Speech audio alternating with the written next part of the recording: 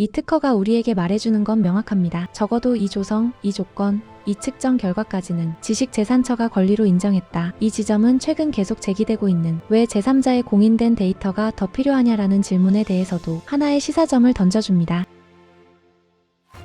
여러분, 오늘 영상은 조금 다른 마음으로 시작하려 합니다. 어제 영상에서 퀀텀 에너지 연구소 18번 특허에 대한 의견 제출 통지서 소식을 전해드리면서 솔직히 저 역시 마음이 가볍지는 않았습니다. 특허를 오래 지켜보신 분들은 아시겠지만 의견 제출 통지서라는 단어 하나만으로도 여러 가지 생각이 겹치게 되는 게 사실이죠. 그래서 오늘은 불안한 해석이나 새로운 추측을 더하기보다는 이미 한번 끝까지 갔던 사례, 퀀텀 에너지 연구소 5번 특허의 승인 과정을 다시 한번 차분히 돌아보려 합니다. 이 영상은 괜찮다, 문제 없다라고 말하기 위한 영상도 아니고 반대로 위기를 부풀리기 위한 영상도 아닙니다. 단지 과거에 실제로 어떤 과정을 거쳐 하나의 특허가 살아남았는지 그 기억을 정확하게 복기해보자는 취지입니다. 많은 분들이 이렇게 생각하실 수 있습니다. 결국 등록된 특허면 처음부터 별 문제 없었던 거 아니야. 하지만 퀀텀 5 특허는 그렇게 단순하게 통과된 특허가 아니었습니다. 이 특허는 여러 차례의 의견 제출 통지, 정보 제공, 보정 요구, 그리고 마지막 최후 의견 제출 통지서 등 총 38번의 행정 이벤트를 거친 뒤에야 비로소 등록 결정이 내려졌습니다. 즉 문제가 없어서 빠르게 통과된 특허가 아니라 문제가 제기됐고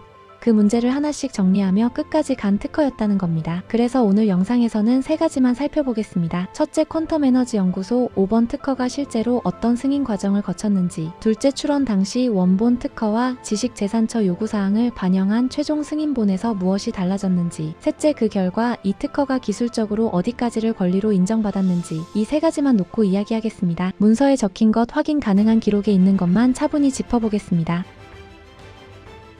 이제 퀀텀 에너지 연구소 5번 특허의 승인 흐름을 시간 순서대로 차분히 살펴보겠습니다. 이 특허는 2021년 12월 기존 출원에서 분할 출원으로 시작합니다. 분할 출원이라는 건 기존 특허의 내용을 쪼개 권리 범위를 더 명확히 정리하겠다는 선택입니다. 이 단계 자체는 특허 전략상 흔히 쓰이는 방식입니다. 이후 2023년 7월 심사 청구와 함께 우선 심사를 요청합니다. 여기까지의 흐름만 놓고 보면 사실 특별할 것은 없습니다. 정상적인 절차입니다. 문제는 그 이후부터입니다. 2023년부터 2025년까지 이 특허에는 계속해서 의견 제출 통지서, 정보 제공 사실 통지, 선행기술 조사, 그리고 심사관 면담 기록까지 여러 행정 절차가 반복적으로 이어집니다. 이건 단순히 시간이 오래 걸렸다는 의미가 아닙니다. 지식재산처가 이 특허를 여러 각도에서 계속 들여다봤다는 뜻입니다. 그리고 결정적인 순간이 찾아옵니다. 2025년 4월 3일 이 특허에 대해 최후 의견 제출 통지서가 발송됩니다. 이 단계는 특허 심사 과정에서 사실상 마지막 관문입니다. 지식재산처가 출원인에게 공식적으로 이렇게 말하는 단계라고 보시면 됩니다. 지금까지의 설명으로는 충분하지 않다. 마지막으로 왜 이 특허가 등록되어야 하는지 분명히 설명해라. 이 단계에서 설득하지 못하면 등록은 더 이상 진행되지 않습니다. 그런데 결과는 어떻게 됐을까요? 그로부터 약 2달 뒤 2025년 6월 12일 등록 결정서가 발송됩니다. 그리고 이후 심사관의 직권보정 절차를 거쳐 최종 등록이 확정됩니다. 이 흐름만 놓고 보셔도 이 특허가 대충 통과된 특허가 아니라는 점은 분명해집니다. 오히려 끝까지 검증받았고 끝에서 통과된 특허라고 보는 게 더 정확한 표현입니다. 이제 가장 중요한 비교로 들어가겠습니다. 원본과 최종 승인본을 비교할 때 가장 큰 변화는 청구항 번호가 아니라 특허 제목입니다. 많은 분들이 청구항 숫자나 실험 데이터부터 보시는데 특허에서는 제목이 바뀌는 순간 심사 전략이 바뀌었다고 봐도 됩니다. 먼저 원본 공개 특허에서의 발명의 명칭입니다. 초전도체를 포함하는 저저항 세라믹화 합물. 그런데 최종 등록 특허에서는 이렇게 바뀝니다. 저저항 세라믹화 합물. 여기서 빠진 단어가 하나 있죠. 바로 초전도체를 포함하는 입니다. 이 변화는 단순한 문구 정리나 제목 축약이 아닙니다. 지식재산처과의 공방 과정에서 가장 논쟁적이었던 표현을 내려놓고 권리화가 가능한 핵심만 남긴 결과일 가능성이 큽니다. 쉽게 말하면 이 방향 전환입니다. 초전도라는 라벨로 승부하지 말고 저저항이라는 측정 가능한 물성으로 승부하자. 이 전략적 전환이 등록까지 가는데 결정적으로 작용했을 가능성이 있습니다. 이제 두 번째로 중요한 변화입니다. 제목에서 방향을 정리한 다음 특허의 권리 범위를 더 구체화합니다. 원본에서는 화학식에서 다음과 같이 기재되어 있어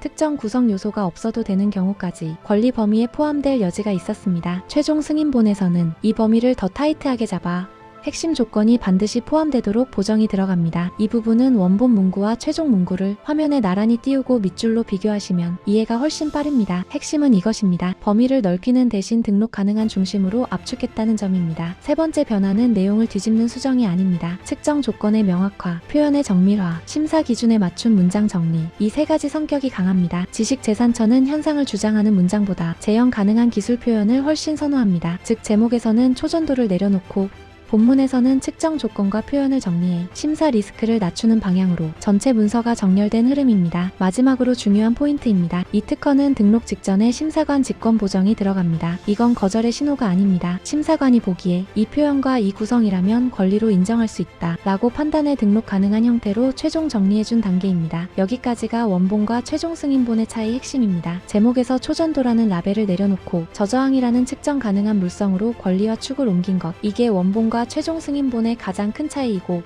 퀀텀 오특허 승인 과정의 전략을 가장 명확하게 보여주는 신호입니다. 그렇다면 이제 가장 본질적인 질문으로 들어가 보겠습니다. 퀀텀 에너지 연구소의 5번 특허는 기술적으로 무엇을 말하고 있는 특허일까요? 여기서 가장 중요한 점부터 짚겠습니다. 이 특허는 원래 초전도체를 포함했지만 대신 이렇게 표현합니다. 기존 물질 대비 현저히 낮은 비저항을 갖는 저저항 세라믹 화합물, 즉 이 특허의 언어는 개념이나 해석이 아니라 물성 중심의 기술 설명입니다. 그리고 그 물성은 전부 측정 데이터로만 설명됩니다. 이 특허에 등장하는 근거들은 모두 다음과 같습니다. 여기서 중요한 포인트는 이것입니다. 이 데이터들은 초전도다라고 선언하기 위한 도구가 아니라 저항이 얼마나 낮은가를 보여주기 위한 도구라는 점입니다. 다시 말해 이 특허는 현상 주장이 아니라 측정 방법으로만 말합니다. 이게 바로 지식재산처가 가장 선호하는 방식입니다. 그렇다면 이 저저항 특성은 어디서 나온다고 설명하고 있을까요? 퀀텀 오특허가 지목하는 핵심은 구조입니다. 정확히 말하면 결정질과 비정질이 공존하는 구조, 그 중에서도 비정질 영역의 물성입니다. 이 비정질 영역이 강자성을 띠고 기존 구리 도핑 PBS 계열 물질 대비 약 100배 낮은 비저항을 보였다는 점을 측정 결과로만 제시합니다. 여기서 다시 한번 강조합니다. 이 특허는 왜 그런가를 이론으로 설명하지 않습니다. 그렇다는 사실을 측정값으로만 제시합니다. 바로 이 지점이 이 특허가 등록까지 갈 수 있었던 이유입니다. 지식재산처는 과학적 해석이나 선언보다 재현 가능한 측정 결과를 훨씬 중요하게 봅니다. 퀀텀 오특허는 그 기준에 맞춰 초전도라는 해석은 내려놓고 저저항이라는 물성만 남기고 구조와 측정으로만 설명하는 방식을 선택했습니다. 그래서 이 특허는 논쟁적 주장이 아니라 측정된 현상으로 인정받은 겁니다.